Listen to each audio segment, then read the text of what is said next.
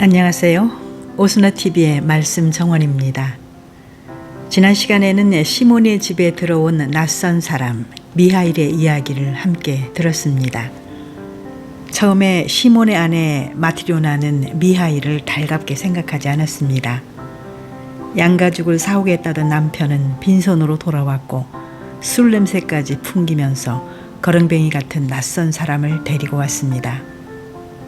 그러나 화가 나 있던 마트료나의 마음은 조금씩 움직였습니다. 낯선 사람에게 음식을 내어주고 입을 옷을 챙겨주었습니다. 그리고 그 순간 미하일은 처음으로 빙그레 웃었습니다. 저는 그 미소가 참 궁금했습니다. 왜 그때 웃었을까? 오늘은 그 질문을 마음에 품고 세 번째 이야기를 함께 시작해 보겠습니다. 미하일은 시몬의 집에서 함께 지내게 됩니다. 그리고 시몬에게 구두 만드는 일을 배우죠. 처음에는 말이 거의 없었습니다. 그런데 일을 배우는 모습은 달랐습니다. 무엇을 시키든 꼼꼼하게 잘 해냈습니다. 구두를 만들면 아주 깔끔하고 튼튼하게 만들었습니다. 한 번 만든 구두는 쉽게 망가지지도 않았습니다. 사람들은 점점 미하일의 솜씨를 알아보기 시작했죠. 시몬의 집에 아주 솜씨 좋은 사람이 있다더라. 그 사람이 만든 구두는 오래 신을 수 있다더라. 이런 소문이 퍼지면서 손님들이 하나 둘씩 찾아왔습니다. 시몬의 집은 조금씩 형편도 나아졌습니다. 처음에는 겨울 외투 하나를 만들 양가죽조차 마련하기 어려웠던 사람이었습니다. 그런데 자신이 구해준 낯선 사람 덕분에 오히려 집안의 살림이 조금씩 나아지기 시작한 것입니다. 삶이란 참 알 수 없습니다. 시몬은 그날 양가죽을 사지 못했습니다. 그래서 빈손으로 돌아왔습니다. 그런데 그 빈손으로 돌아오는 길에 만난 사람이 결국 시몬의 삶을 바꿔놓고 있습니다. 우리는 살아가면서 당장 눈앞의 결과만 보고 성공과 실패를 판단할 때가 많습니다. 하지만 시간이 지나고 나면 그때의 실패가 오히려 새로운 시작이었던 것을 알게 될 때도 있습니다. 그렇게 시간이 흘렀습니다. 어느 날 시몬의 집에 아주 특별한 손님이 찾아옵니다. 한눈에 보아도 평범한 손님이 아니었습니다. 바로 돈 많은 지주였습니다. 그는 아주 좋은 가죽을 가지고 왔습니다. 독일에서 만든 비싼 가죽이라고 했습니다. 그리고 이 가죽으로 아주 튼튼한 부츠를 만들어 달라고 합니다. 이 장면에서 저는 자연스럽게 시몬을 떠올렸습니다. 시몬은 양가죽 하나를 사기 위해서 2년을 기다렸습니다. 그런데 이 사람은 비싼 독일제 가죽을 사서 들고 왔습니다. 20루블을 치렀다고 하네요. 돈의 차이가 정말 크게 느껴졌습니다. 시몬에게는 몇 년 동안 모아야 할 돈을 이 사람은 별것 아닌 것처럼 내놓습니다. 가난한 사람에게 1루블, 2루블이 얼마나 큰 돈인지 모르고 살아가는 사람처럼 보였습니다. 부와 가난이 한 장면 안에서 아주 선명하게 대비됩니다. 지주는 몸집도 엄청나게 컸습니다. 고개를 제대로 숙이지 않으면 머리가 천장에 닿을 것 같았습니다. 집 안으로 들어오니 몸이 집안을 꽉 채우는 것처럼 보였습니다. 저는 이 모습을 상상하면서 정말 대단한 사람이 왔구나 싶었습니다. 그는 자신감도 넘쳤습니다. 자신이 원하는 것을 분명하게 말합니다. 이 가죽으로 1년을 신어도 모양이 변하지 않고 실밥 하나 풀리지 않는 부츠를 만들어 달라고 합니다. 그리고 만약 1년 안에 문제가 생기면 시몬을 감옥에 넣겠다고까지 말합니다. 품삯으로는 10루블을 주겠다고 합니다. 여기에서 다시 처음 장면이 떠올랐습니다. 시몬이 양가죽을 사기 위해서 2년 동안 돈을 모았던 장면입니다. 2년을 기다렸습니다. 그런데 지주는 한 번에 20루블짜리 비싼 가죽을 사서 가져옵니다. 그리고 품삯으로 10루블을 주겠다고 합니다. 그만큼 세상에는 서로 다른 삶을 살아가는 사람들이 있다는 것이겠지요. 누군가에게는 평생 모아야 할 돈이 다른 사람에게는 한 번의 주문을 위해 내놓을 수 있는 돈입니다. 그런데 재미있는 것은 돈이 많다고 해서 삶의 모든 것을 가질 수 있는 것은 아니라는 것입니다. 지주는 돈이 많았습니다. 좋은 가족도 있었습니다.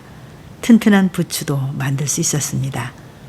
그리고 자신의 미래에 대해서도 아주 확신하고 있었습니다. 1년 동안 신을 수 있는 부추를 만들어라. 마치 앞으로 1년이라는 시간이 당연히 자신에게 주어질 것처럼 말합니다. 그런데 여기에서 저를 웃게 만든 장면이 하나 있습니다. 부추를 제작하기 위해서 지주의 종아리 둘레를 재는 장면입니다. 종이를 대어 재는데 종이가 제대로 닿지 않을 만큼 종아리가 굵었습니다. 장단지가 마치 통나무처럼 굵었다고 합니다. 이 장면을 읽으면서 저도 웃음이 났습니다. 얼마 전에 저희 동아리에서도 여러 사람이 여름 부추를 사면서 저를 포함해서 종아리가 굵은 자매들이 부추가 제대로 들어갈까 걱정했던 일이 있었습니다. 이거 종아리에 들어가겠어? 우리는 그걸 군인다리라고 표현하면서 서로 웃으며 걱정했던 기억이 떠올랐습니다. 러시아의 오래된 고전을 읽다가 갑자기 제 일상의 기억이 떠오르니 저도 모르게 웃음이 났습니다. 이런 것이 고전을 읽는 재미인 것 같습니다. 오래전 러시아 사람들의 이야기가 오늘을 살아가는 우리의 일상과 연결되는 순간입니다. 그런데 미하일의 모습이 이상합니다. 지주의 말을 들으면서 미하일은 지주를 바라봅니다. 그리고 지주가 1년을 견딜 수 있는 부추를 만들어 달라고 하자 미하일은 뒤쪽을 바라보며 빙그레 웃습니다. 얼굴이 환하게 밝아집니다. 저는 그 장면에서 잠시 멈췄습니다. 왜 웃었을까? 이 편에서도 미하일은 웃었습니다. 마트리오나의 마음이 바뀌었을 때였습니다. 그런데 이번에는 이유가 달라 보입니다. 지주는 1년을 이야기하고 있습니다. 하지만 미하일은 마치 그 사람에게 1년이 주어지지 않을 것을 알고 있는 것처럼 보입니다. 그리고 처음으로 말을 합니다. 때에 맞춰 준비될 것입니다.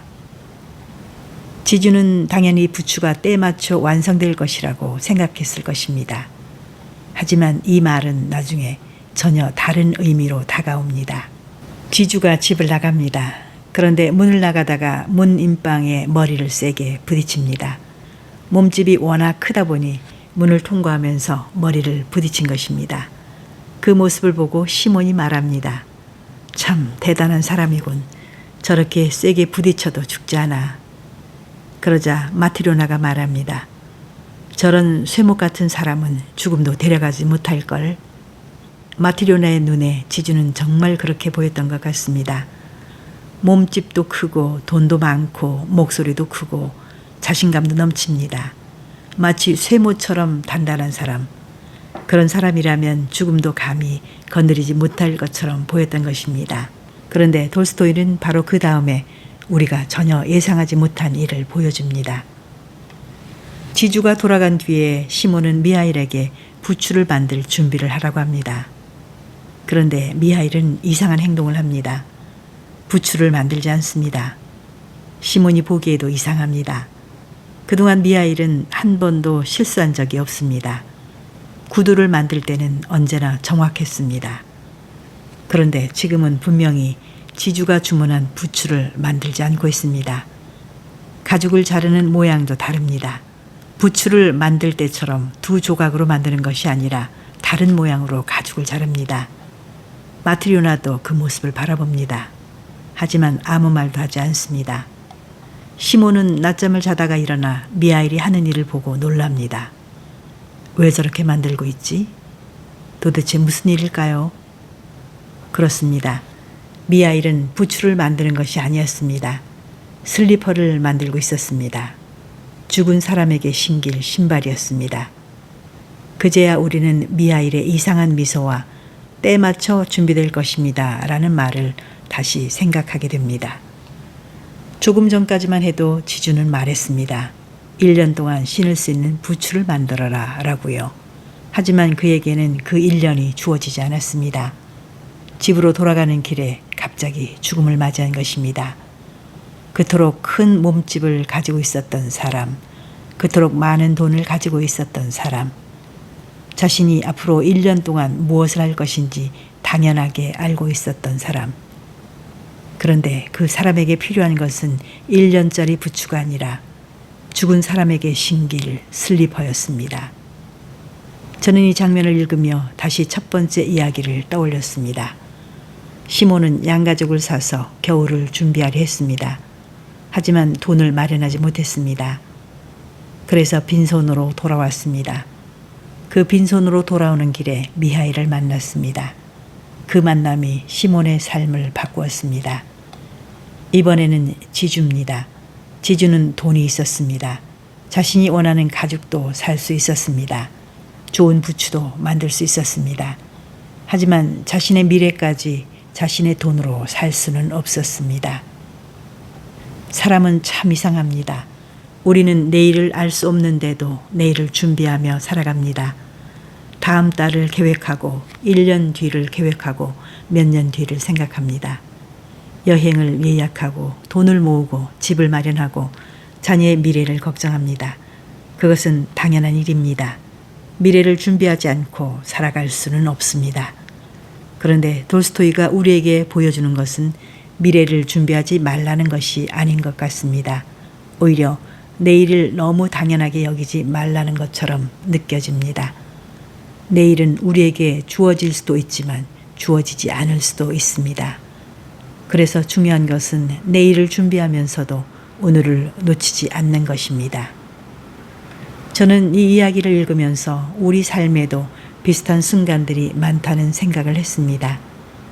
조금만 더 여유가 생기면 해야지. 나중에 만나야지. 시간이 좀 나면 여행 가야지. 조금 더 건강해지면 시작해야지. 그렇게 우리는 늘 미래를 향해 살아갑니다. 그런데 어느 순간 돌아보면 나중에라고 미뤄둔 일이 생각보다 많습니다. 그래서 저는 고전을 읽으면서 오늘이라는 시간이 참 귀하다는 생각을 합니다.